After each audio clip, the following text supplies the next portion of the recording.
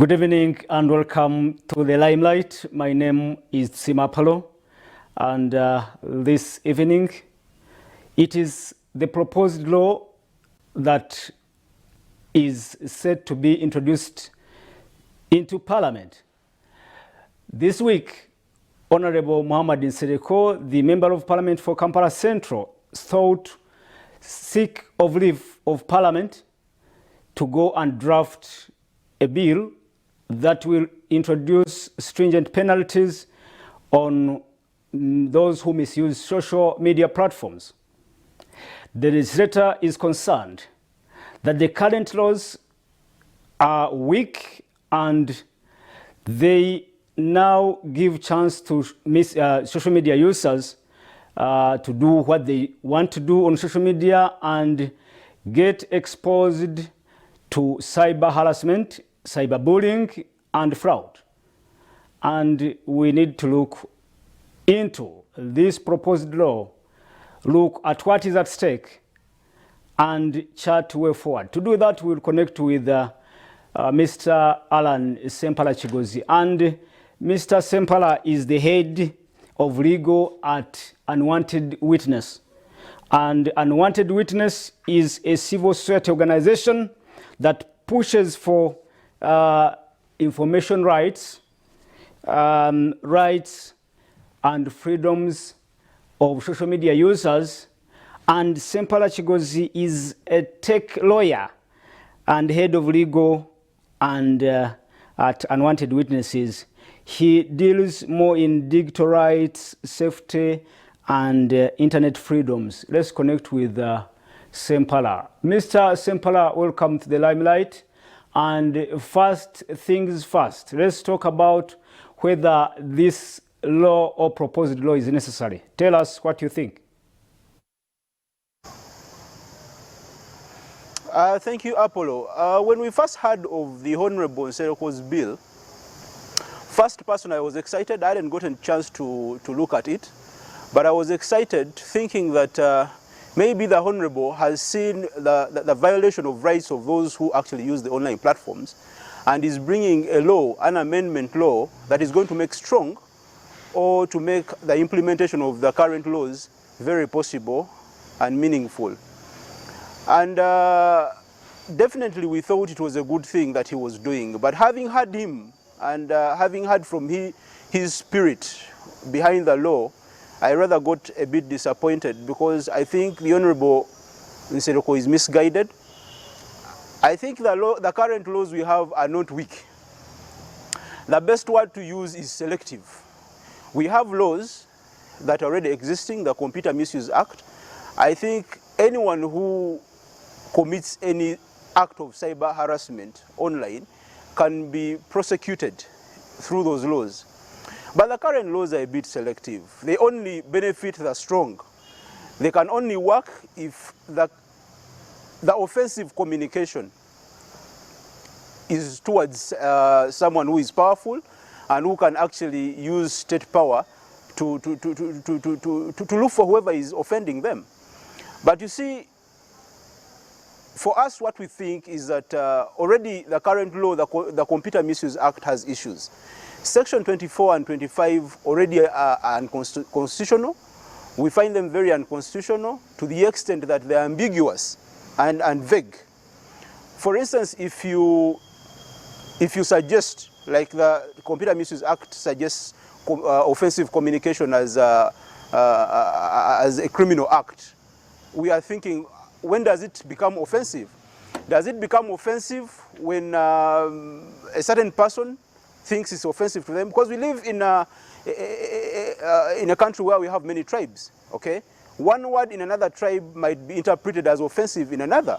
So if that person who has interpreted it finds it offensive, then it means a lot more people are going to be arrested, a lot more people's freedom of expression is going to be infringed on because a certain person is deeming it offensive. So already we think we have the laws. The Honorable Nsereko's issues, I had him raising issues of privacy. I think we have laws like the Data Protection and Privacy Act and the Computer Misuse Act. These cater for Mr. Nsereko's concerns. So I think we don't have weak laws, we have selective laws. And then we have the problem of execution. They're not executed properly well. You see, like I noted, they are selective, so it's only those who wield power that can use them. We've seen them work. So I think for us, it's not that they don't work, because at least we've seen a number of people who have been arrested and brought before the courts of law using the same. But you see, because they are vague, it's very hard to prove offensive communication. It's very hard to prove cyber harassment. Who determines? So it leaves a lot of power to police and whoever has powers to implement the law with a lot of authority and to determine what is offensive to them. Noted that the laws, the current laws, only favor the powerful. How? Because are you suggesting that those that you deem to be less powerful, when they present their case or cases before courts of law, they are not heard? No, I'll tell you, Apollo, last year Unwanted Witness released the report on cyber harassment, and we wanted to find out how far has this vice gone in our society. And we found out that many people actually face these issues of being harassed online, and most especially the ladies, the women in our society. We live in a parochial society or community where men think that they are higher beings more than women.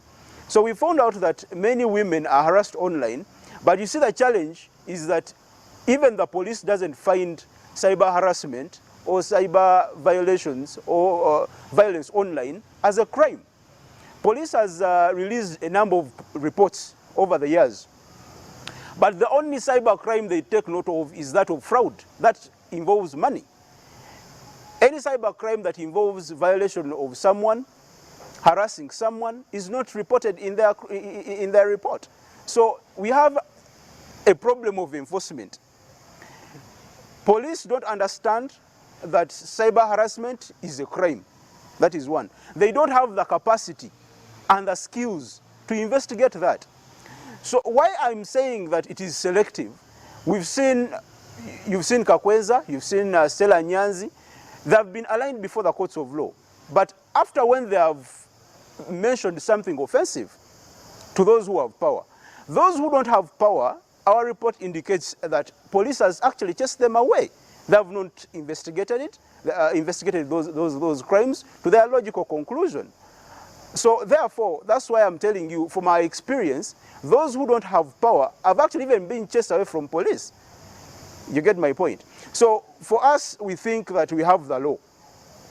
But even the law we have, the amendments we need in that law is to declare Section 24 of the Computer Misuse Act and Section 25 unconstitutional, because they are vague.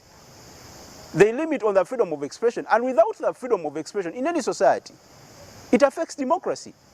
We have to have a freedom, a market of ideas where people exchange ideas. So my freedom of expression means that I don't have to agree with you. I don't have to say only that you agree with. My opinion should be able, even if it offends you, it's my opinion. You get it? So where you limit on opinions of certain people, definitely you will have the freedom of expression infringed, and then that affects democracy. So we need to have equality in this law. We need to have fairness. Since we've seen powerful people use the Computer Misuse Act to go after those who offensively communicate to them, let's have also those that wield no power, the Muntu wa Wansi, seen to have justice.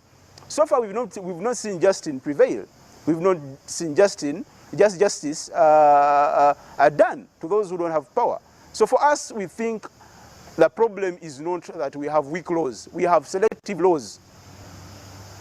Mr. Sempala, looks like you're suggesting an amendment to the existing laws and not introducing a fresh legislation. Is that so? You see, Apollo, you don't make an existing law powerful by bringing a new law.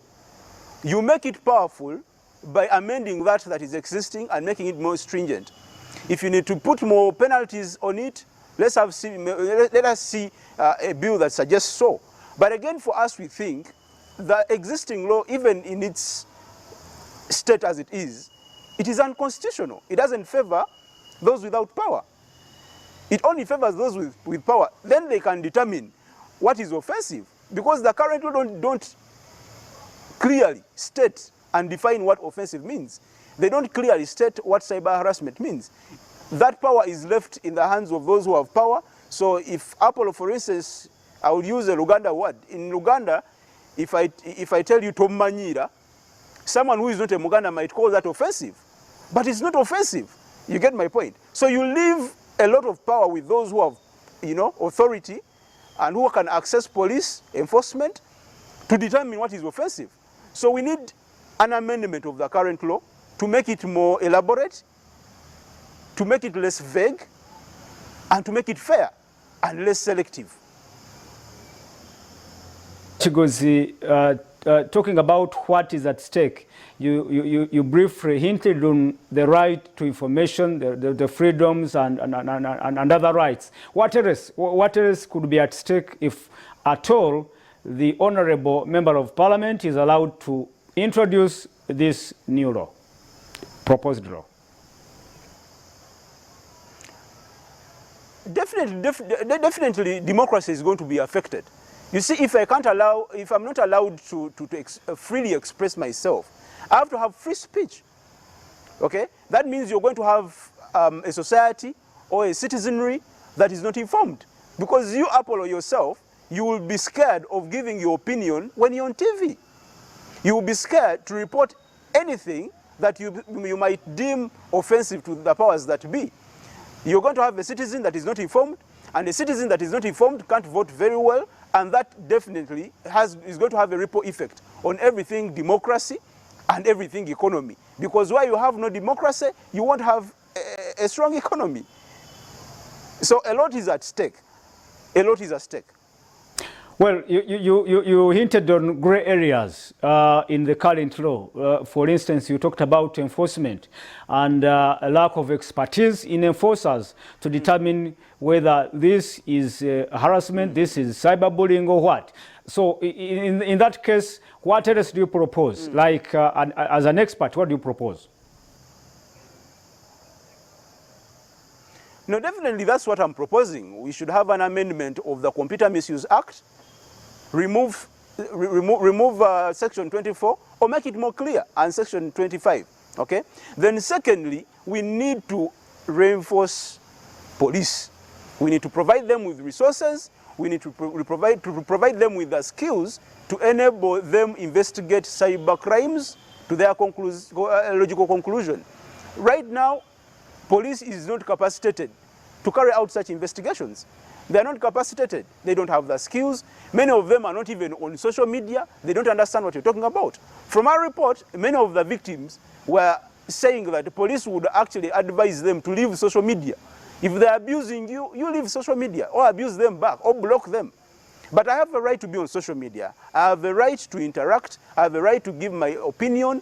Whether it offends you or not, it's my right to express myself. You get my point? So that's what our enforcement doesn't understand. They need to be equipped with resources, skills, to enable them understand and appreciate that cyber crimes are not only those that involve fraud or money, but also those that involve violation of the freedom of expression, harassing people, especially the women, or those that come from marginalized groups.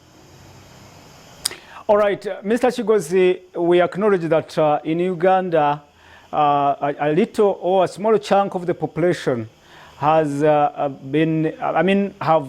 access and have been accessing information on social media and everywhere on social media platforms. And we have, I think we have been pushing to ensure that at least that size grows and we have as many people as possible accessing information via social media. What do you think could be the effect of such a laws in that case?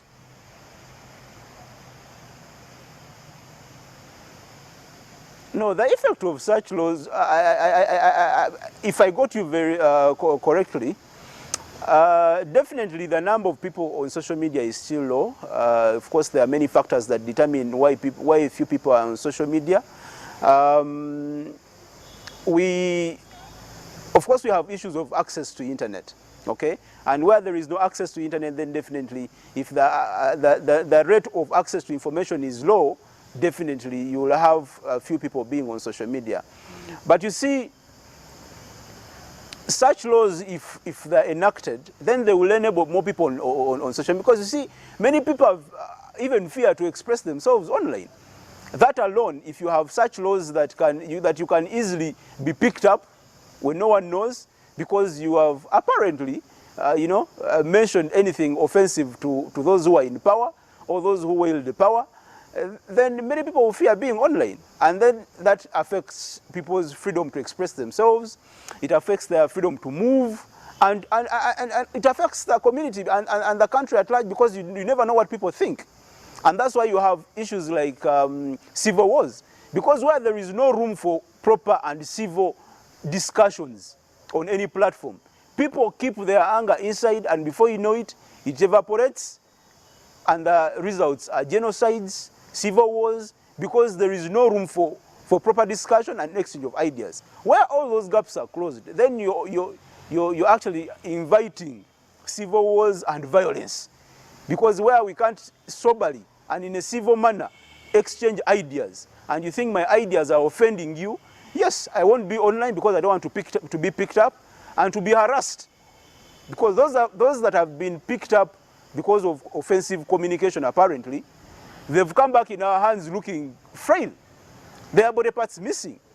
Others have even left the country. Why? Because they mentioned something offensive to those that have powers.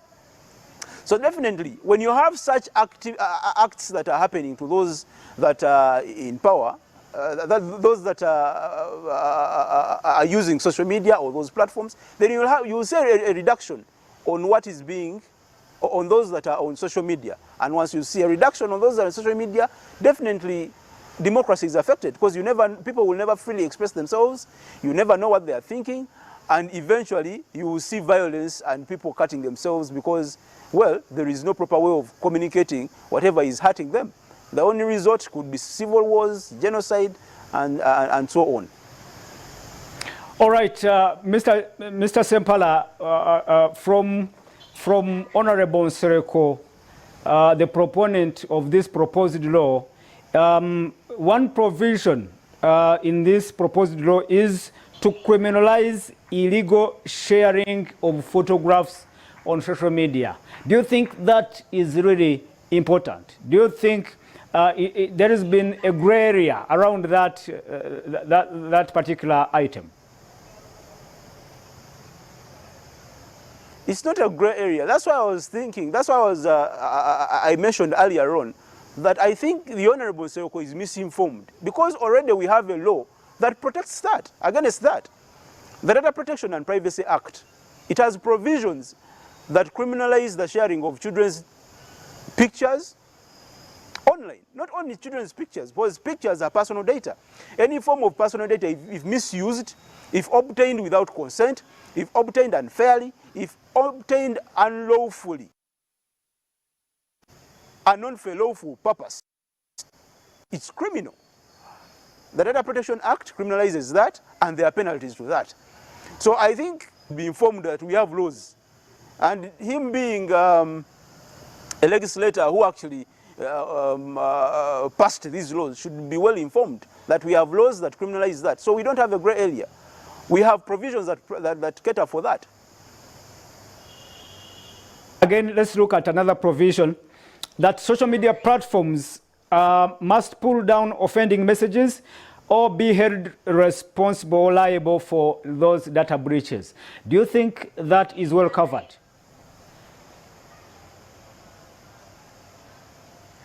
You see, Apollo, who determines what is offensive? You see, who has the moral authority to determine what is offensive? What does he mean by being offensive?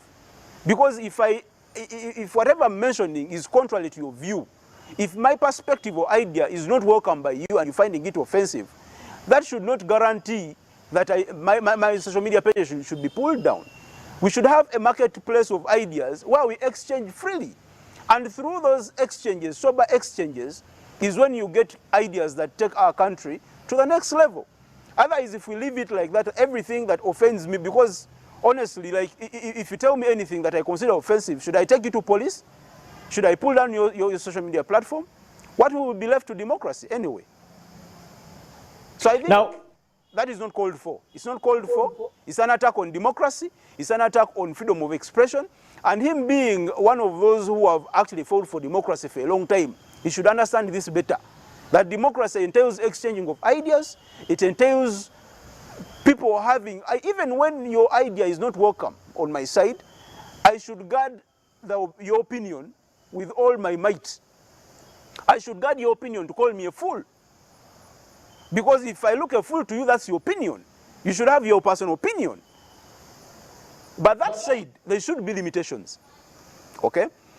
There should be limitations on freedom of expression. Where your opinion affects security, okay, then that should come through. That's where government should come to offer certain limitations that are necessary, okay, that are proportionate.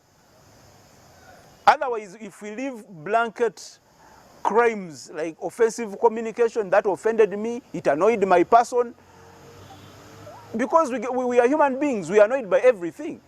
That means we are going to cut down or bring down whoever we think that offends us, which is good for democracy. All right, finally, Mr. Sempala, I take you back to where we started from, the spirit behind this proposed law. What do you think is the spirit behind this proposed law?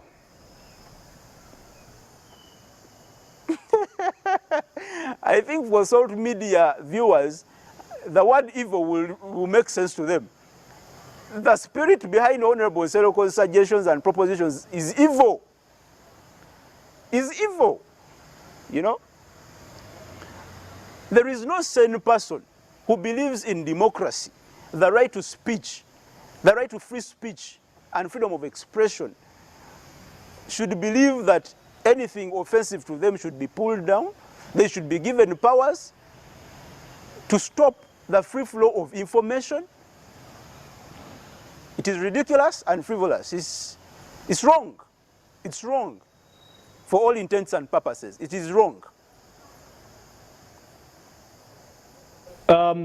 Thank you so much for your time, Mr. Alan Sempala Chigozi.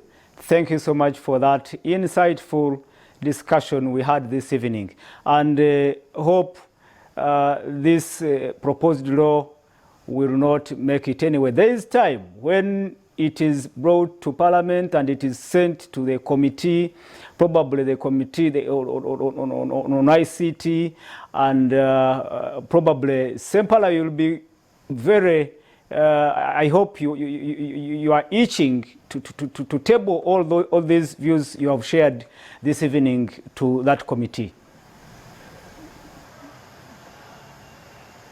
Yeah, definitely, Apollo. We've engaged with the ICT committee for quite some time, and the legal committee of Parliament. We welcome any invitation to shine some light. I think any invitation we are fine with, or any proposition we are fine with, is that actually makes the current laws a bit more fair and non-selective, and to make them more, some certain provisions of the current law, to make them more constitutional and fair for all Ugandans. Thank you so much for your time, and let's hope for the best. Anyway, our viewers, that Mr. Alan. The pleasure is all mine, Apollo. Alan Sempala Chigozi, a tech lawyer, head of legal at Unwanted Witness, a civil society organization that deals in digital rights, safety and internet freedoms, and of course, right to information. My name is Simapolo. This is the Limelight, and we'll be back next Friday. I can say good evening and a good weekend.